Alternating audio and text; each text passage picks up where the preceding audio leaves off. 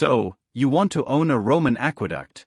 Water sliding down a stone channel 8 feet overhead, cool and constant, a thin sheet of it slick on worn concrete, dripping through a crack in the vault onto your shoulder as you walk beneath it with a torch, checking the joints by feel because the light doesn't reach the corners. Somewhere ahead, a low roar where the channel drops into a settling tank, and beyond that, a city of 1 million people who will never see this tunnel and never think about it, and who all, every one of them, need what's running past your hand right now. That's the picture in your head. And it was never yours to own. Here's the number that ends the fantasy before it starts. By the time the Emperor Nerva appointed Sextus Julius Frontinus curator Aquarum near the end of the 1st century, Rome was fed by a growing network of aqueducts, financed originally by the treasury and by the spoils of conquest, administered for life by an appointed senator answerable directly to the emperor. Frontinus measured what arrived and recorded a total capacity of just under 14,000 quinarii a day, the quinaria being the fixed unit by which every pipe in the system was sized. That water belonged to Rome. Not to a contractor, not to a plumber, not to the richest man in the Palatine district. No amount of money changed that, then or ever.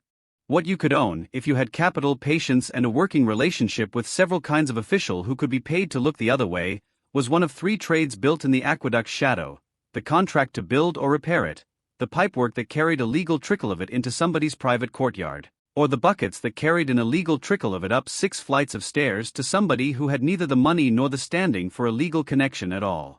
Start with the latter, because there were 3 ways in, and none of them cost the same or carried the same risk, and almost nobody skipped a rung. At the bottom sat the aquarii, the water carriers, and this tier required almost nothing. A jar, a yoke or a rope, a strong back, and a spot at one of the public fountains, the lacus, that Rome had scattered through every district precisely because most of the population living in the 6-story tenement blocks called insulae had no plumbing of any kind. No license required. No capital beyond the jar itself, replaced when it cracked, at a cost of a few sesterces. A laborer's day wage across the empire in this period ran somewhere in the range of 2 to 4 sesterces, and a water carrier's income tracked close to that, scaling directly with how far the nearest fountain sat from the nearest paying tenant and how many flights of stairs stood between them. No entry barrier, no ceiling either. It was the one water business in Rome open to a person with nothing. One rung up sat the plumbarii, the pipe casters and installers, and here the entry cost jumped hard. A working shop needed a furnace, casting molds, and a standing stock of lead ingots, lead being cheap by weight but heavy in volume, and a modest operation could easily run a few thousand sesterces in equipment and stock before a single fistula, a lead pipe, left the shop. What that capital bought was the right to manufacture and install the fistulae plumbi that ran from a public distribution tank, a castellum divisorium, into a private house, each pipe cast in standard bore sizes that Vitruvius, writing a century earlier, had already catalogued in detail, because the whole system depended on everyone using the same measurements. A plumbarius who built a reputation could hold contracts with the wealthiest households in a district for a generation, passing the shop to a son the way a modern business passes down a name. At the top sat the redemptors, the public works contractors, and this tier was a different animal entirely.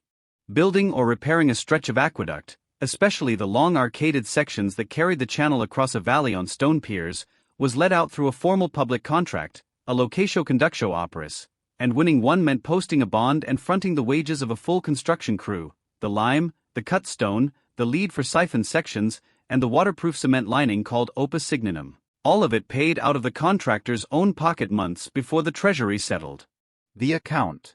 That exposure could run into the tens of thousands of sesterces before a single stone was laid. Against it sat a payout that, if the section came in on schedule and passed inspection, could be several times that figure and could seed a family fortune for a generation. If it failed inspection, or failed years later under a different curator who happened to be tracing a leak back to your name, the bond was gone and so was your standing to bid again. So lay the 3 side by side, because the gap speaks for itself better than any sentence explaining it. A water carrier owned a jar worth a few sesterces and could start working the same afternoon. A plumbarius owned a furnace and a lead stock worth a few thousand sesterces and needed years to build the client relationships that made the shop worth anything. A redemptor carried tens of thousands of sesterces in exposure on a single contract and could lose all of it to a crack in the mortar found a decade after he'd been paid. What made all three tiers possible at once traces back to the same number Frontinus wrote down for Nerva. Every legal household connection, every public fountain, every imperial bath was accounted for in quinarii, and the sum of all of it was supposed to match exactly what the aqueducts delivered into the city. It didn't. Frontinus found that a significant share of the water entering Rome could not be accounted for against any registered connection at all, and he traced a meaningful part of that gap to the very people paid to prevent it, the slaves and freedmen of the Familia Aquaria, the standing workforce of several hundred men whose entire job was inspecting and maintaining the pipes. That is the assumption a modern listener makes without noticing, so correct it in the same breath. You would assume the state simply measured the water the way a city today reads a meter, and charged accordingly. It didn't work that way, because there was no meter. There was only a bronze fitting called a calix, soldered onto the end of a household's pipe at a diameter the curator's office had approved, and the entire system depended on nobody quietly swapping that fitting for a wider one once the inspector had walked away. Walk through the money on that fitting slowly, because it is the whole business folded into one small object. A wealthy household seeking a private water supply first needed a beneficium, a personal grant of water made directly by the emperor, non-transferable, expiring on the death of either party, requiring a fresh application to renew. That grant cost nothing in coin. It cost patience, and it cost connections, and for most Romans it was simply unavailable regardless of wealth, because supply was finite and the emperor's favor was not for sale in any straightforward way. Once granted, the calix fixed exactly how many quinarii the household was owed, and the plumbarius installing it was required to solder it directly to the pipe so the ratio could never quietly change. In practice, the men actually supervising that installation were low-paid public slaves who could be paid off for a fraction of what a second legal beneficium would have cost, and a calix installed loose, or discreetly enlarged 6 months after the inspection, could deliver 2 or 3 times its registered allowance for the price of a bribe that was smaller, year over year, than the value of the extra water it delivered. Frontinus wrote about this fraud in specific, aggrieved detail, because stopping it was most of what his job actually consisted of. The water was free. Getting to it never was. A household beneficium from the emperor cost nothing in coin. The bronze calix that made it real cost a handful of sesterces to cast. The bribe to have it quietly widened cost more than both of those together, every single year, for as long as the household wanted the extra water to keep arriving. Nobody wrote a contract for that third payment. It sat below every ledger that survives, and it was the largest recurring cost in the entire arrangement. The second channel ran in the opposite direction, and it existed precisely because the first one was so narrow. Piped water into an individual home was a luxury confined to the wealthy, to public buildings, and to structures the emperor specifically favored. The overwhelming majority of the population living in the insulae had no plumbing at all, and got their water the same way they had for centuries, by walking to a public fountain fed by the same aqueducts, free of charge, available to anyone who showed up with a container. Free water and a room on the 6th floor do not solve each other on their own, and that gap is the entire aquarii trade. It works when a water carrier treats the walk itself as the business rather than a cost to be minimized. It works when he builds a standing arrangement with specific tenants who pay slightly above a stranger's rate for a delivery that shows up on schedule rather than whenever he happens to pass. It works when he prices the stairs into the fee, because the stairs, not the water, were the only thing he was actually selling. The third channel, the construction and maintenance side, ran on a different clock entirely, and it's where the real capital and the real ruin both lived. Pliny the Elder, cataloguing the aqueducts among the wonders of the age, treated the sheer scale of what had been built, arches carrying water scores of miles across the countryside, channels cut through solid hillside, siphons dropped into valleys and lifted back up the far side under pressure, as something the state itself could barely have afforded twice over. Every mile of that had been built by a contractor who had taken on exactly the risk the redemptor tier describes, and every mile of it needed constant patching, because the channels scaled themselves shut. The hydraulic mortar lining the channel, mixed with crushed pottery and lime, held up well against water pressure but not against the mineral deposit the water itself carried, a slow calcium crust thickening year over year against the walls, the same crust still visible on surviving stretches of channel today, narrowing the flow until a crew had to be sent in with picks to chip it back out before the whole section choked.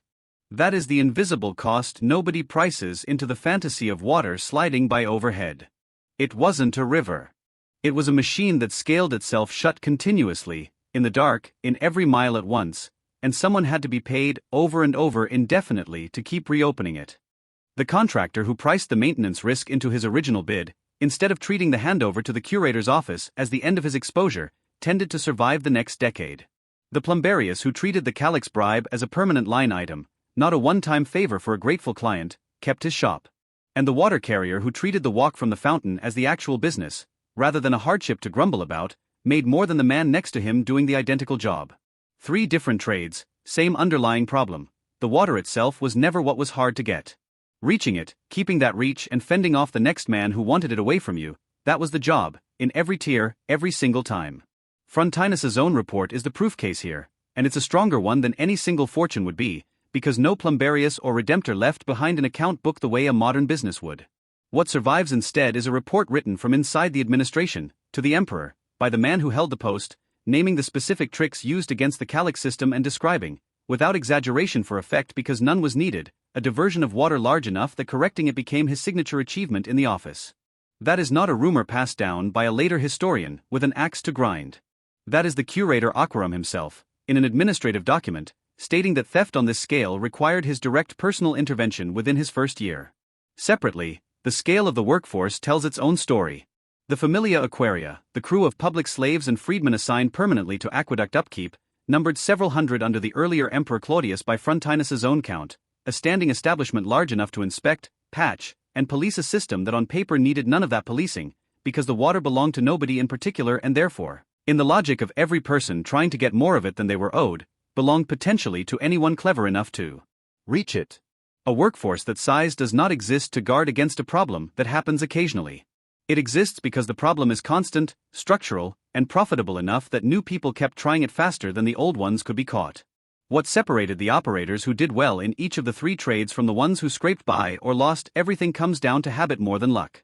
Among the plumbarii, the ones who lasted treated the Calix installation itself as sacred, keeping any conversation about widening it well away from the moment of installation, so that on the day an inspector actually measured the fitting against the household's registered beneficium, the numbers matched to the width of a finger, and the quiet enlargement happened only afterward, through channels the inspector never crossed twice. Among the redemptors, the contractors who built names that outlasted a single job were the ones who overbuilt the waterproofing beyond the minimum the contract required, eating a slightly thinner margin on the original bid in exchange for a section that didn't reappear on a repair list under their own name a decade later, in front of a curator with every incentive to make an example of a bad contractor. Among the water carriers, the ones who did better than scrape by were the ones who converted a feeper jar trade into something closer to a standing arrangement, delivering on a schedule a household could plan its washing and cooking around, priced a little above a stranger's rate and worth it precisely because it never failed to show up on the day it was promised. A plumber who protected the fitting, a contractor who overbuilt the lining, a carrier who never missed a delivery, all 3 were running the same play. None of it held up if any one of them treated the arrangement as a single transaction instead of a relationship that had to survive the next inspection, the next curator, the next generation of tenants. The range across these 3 trades was genuinely wide, wider than almost any other trade in the ancient city, and the numbers show it. First, the water carrier, no capital beyond a jar and a length of rope, income tracking a laborer's day wage in a good district with heavy foot traffic and tall buildings, close to nothing in a poor district where a fountain sat 2 doors down and nobody needed the service at all. A living, not a fortune, but a living available to literally anyone who showed up willing to carry water upstairs. Second, the established plumbarius, moderate capital sunk into furnace and lead stock, income built on installation fees for the legal side of the business plus, for those willing to carry the ongoing risk, the ongoing bribes that kept a client's Calix quietly oversized year after year, a business capable of supporting a comfortable household across decades, provided the right official in the Familia Aquaria stayed bought and stayed in his post. Third, the redemptor, real capital fronted against a public contract, real exposure to a treasury payment schedule that could run months behind, and real exposure to a future curator's inspection crew finding your name stamped on a section that failed. Done well, across several contracts and several decades, this tier could build a family fortune large enough to be remembered. Done badly, a single failed section could end a career and a bond in the same season. None of the 3 ever owned the water, and none of them ever could. The channel kept moving overhead regardless of who currently held the beneficium, who was carrying the jar up which staircase that particular afternoon, who had won the contract to chip the mineral scale back out of the lining before it choked the flow entirely. Walk under it again with the torch, feel the drip through the crack in the vault, listen for the low roar ahead where it drops into the settling tank. The water was free the entire time, from the spring to the city wall and every mile in between. Everyone standing between you and it, charging you for the privilege of reaching it, keeping it, or repairing the crack that let it escape. That was the entire economy, and it never once touched the water itself.